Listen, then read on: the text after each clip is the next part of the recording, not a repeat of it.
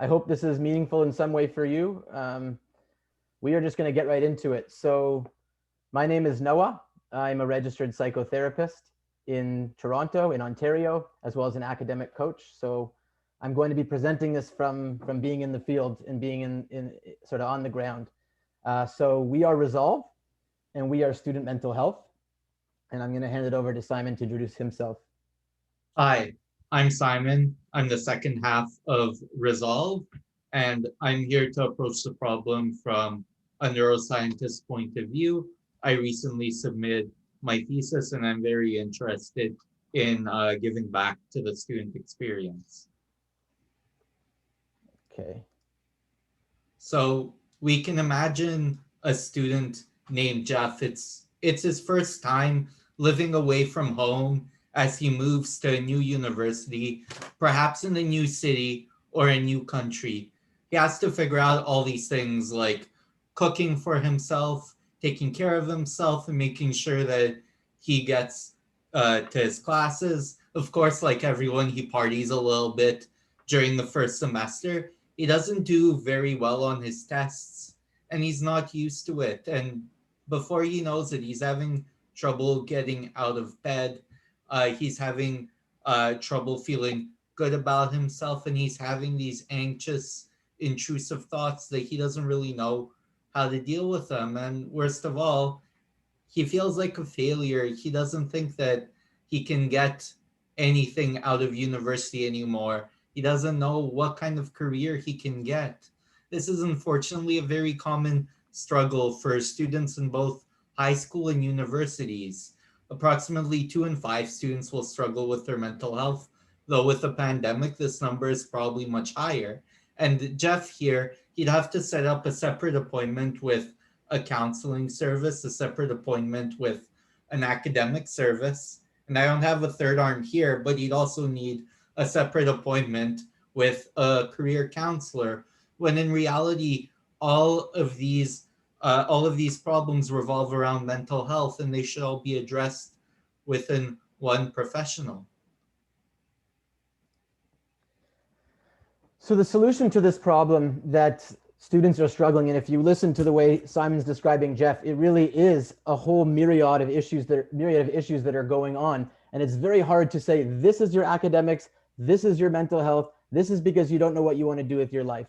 From the conceptual framework, we believe that these are interconnected problems and that we're doing a disservice to students by sending them to different areas or not having the services at all.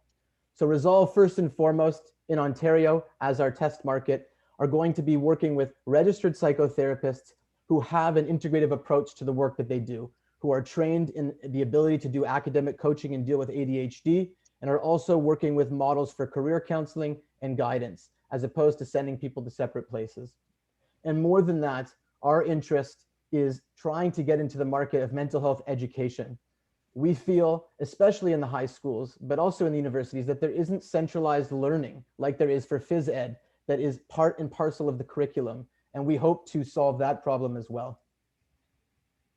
And this is something that we need right now. It's not something that we can wait another few years to get going on. Right now, it's estimated that the youth mental health burden on Ontario is over $420 million. 66% of students feel stressed over their grades. 39% of university students reported feeling so depressed it was difficult to function. And 40% of people overall reported anxiety and depressive symptoms during the pandemic. We need to do better. We need a solution. So our basic business model is going to be a 15 to 85% split with our psychotherapists, which is very well compensated for the therapist side of things, which often in brick and mortar offices is much higher. We are also going to be investing in a lot of educational content and creating a subscription-based service with students and parents across the country. Our goal is, of course, to get organically on social media.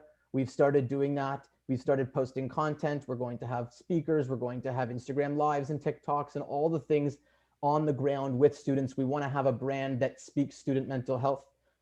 And at the same time, to be making sure that we are speaking to the high schools and universities to tell them what we're doing, to talk about subscriptions to mental health education, and to see if they can supplement the resources that they already have to make them better. Because not all schools and not all institutions are caught up in the same place. Some high schools have little to no mental health education. Some have some courses here and there, a workshop here and there, but our goal is to do the work for our, on the B2B level, do the work for the institutions, get them high level content and learning so that mental health from the perspective of education is not a problem. Unfortunately, people wait to get to therapy to learn the skills that they can learn outside of therapy, and it can be a lot more economic and affordable. Of course, we're going to be working with students to help them with their insurance plans, whether it's through their parents, through their schools, universities, or high schools. There is a lot of insurance coverage, and we're going to make sure that students have that, both from the academic standpoint through bursaries for disabilities, academic services, as well as mental health. And overall, it's going to be more than just therapy. There's coaching, there's education, there's tools, there's skills, and there's a like-minded community of students, which is what we're trying to bring out into the world. All right, you might be wondering, how do you fix mental health? It's a really big problem, and we kind of have to get the groundwork going in Ontario. So there's about 400,000 high school and university students who can take our online therapy sessions and receive 80% or more of of the session. It would be covered by insurance. So some students can even get 10 free sessions to actually go to therapy and try this out. But the students don't actually know about this. This is why we'll be reaching out to different school boards and schools to make sure that they know about the service and to start getting our foot into the door to start building up clients for a B2B. And we're aiming to pilot our program as a B2B in a university or high school, where basically we would take the brunt of the counseling and academic services, and the schools would pay for their students to be able to access them. We're supplementing this with organic marketing on TikTok, Twitter, and Instagram, because a lot of the mental health companies, they simply don't speak to people that are high school and university age. They don't have a friendly face that anyone can find behind them. And it's not nearly as open and transparent for them to kind of navigate these places. So we're hoping to create a community as well while we're marketing. So, very briefly, we'll be rolling out a subscription service hopefully by the end of the year, which is going to have a bunch of different services that students could access. So, for about $7 a month, students would have access to seminars from experts in different aspects of academic strategies and mental health. Students would have access to little reflections that they'd be nudged to fill out. There would be different types of worksheets to help students attain the skills that they need to be able to manage their mental health, their well being, and their academics. And this can be rolled out globally right when it's ready. And the rest of our therapy will be coming from, the rest of our revenue will be coming from our therapy services, which we handpick our therapists from around Canada to ensure that they're able to practice within their province. And then once we get clients, we split the revenue 85% for the therapists and 15% for us. We're hoping to switch to a fully B2B model in 2022, 2023. So we won't have enough time to go into the competition directly, but the key point that we want to make here is that Resolvve is student focused. A lot of these companies are not directly focused on the student population. So that's number one.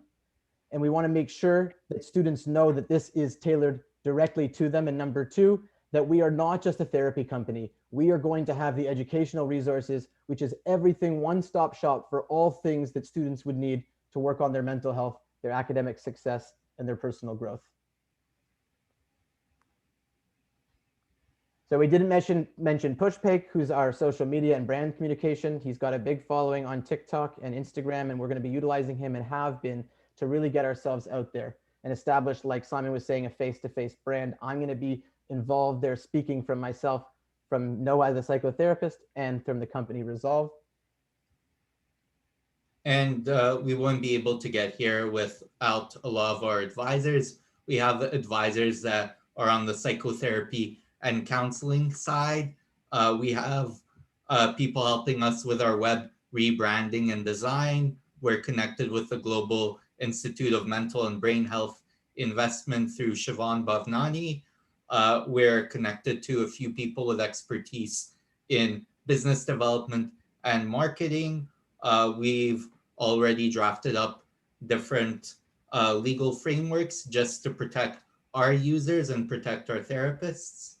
And we're also very thankful for Mahendra, who's our mentor and who also helped vouch for us to get our very first business loan.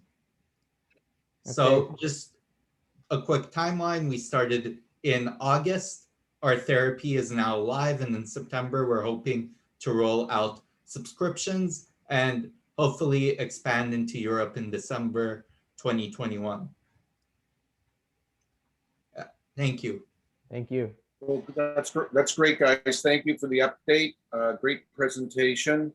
It is a big problem. I can tell you that my wife is a psychotherapist, and it's now whatever it is, 7:40, and she is downstairs in her basement office dealing with her seventh client of the day.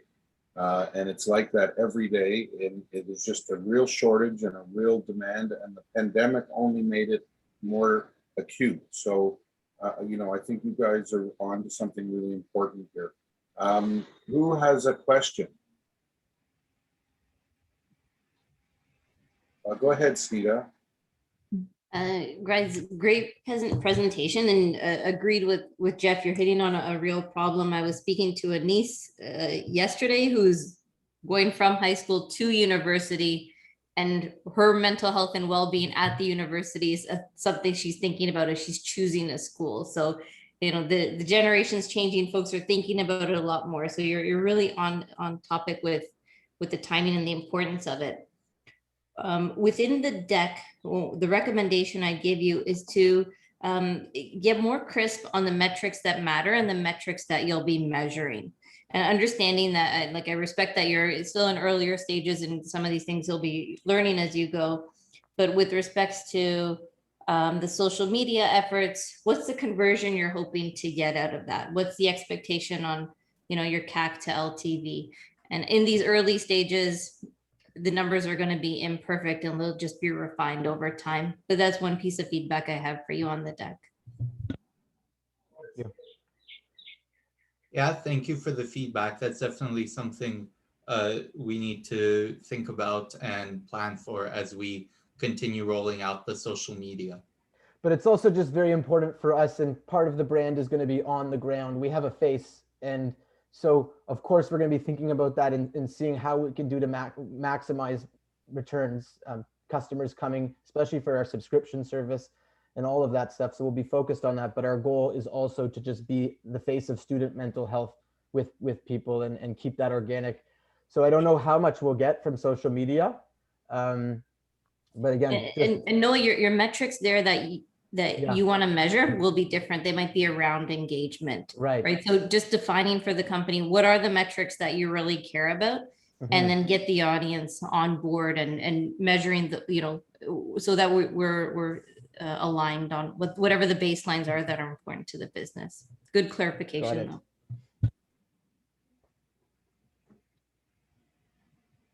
And I think it's, yeah. Go ahead. I'm sorry. I love that slide that you had that compared you to the competition, because that is almost always my first question is, who are your competitors? And I really like that it's geared towards students. I think for two reasons. One, it is an absolute gap, but also I think students like things that are geared towards that. Is that they feel like that's important. The question that I was left with in the deck is, so what's the sort of technology behind this? Like, is it an app? Are you using a telemedicine platform? How will the students interact with you? And I think it would be great to get sort of more clarity around what the actual interaction looks like. So maybe, a slide that has something like, here's the student that is, running into issues, and here's what they do. They download the app, or they make a phone call, or whatever it is, and then here's how they interact. So anything that would show that sort of a visual of what the interaction between the student and Resolvve looks like would be, I think, a great addition to the deck. Perfect. Yeah, it's a good idea. Thankfully, the competitive advantage of, right now we're lucky we don't have to build any of the back end stuff. We're using Jane app, which is really secure and has compliances in the UK. So it's really easy to expand as well. And so our focus is going to be, especially for therapy, is just do it legally, do it on the highest level of security, take all the pressure off of that, and make it as simple as possible. But we should definitely have, and I think we did when we made a longer slide and we reduced it, but maybe it's important to have that. But that's great, because it could leave investors, the fact that you've already got the back end solved. Oh yeah. Because I could see this, and as an investor, I could be like, oh my God, what's this going to cost me? We've already made sales, yeah. and it's been like, it's all there. Thankfully, it's all there already. That's great. The educational side of things, the back end of that will be different. But for now, we're going to be just more ebooks and courses, like, these sort of like easy thinkific kind of stuff, and then see if there's interest, and then take it from there. Nice. Well, that's great. Thank you, guys. Unfortunately, we're out of time. It was a terrific presentation. I think you got some great feedback. So thank you very much.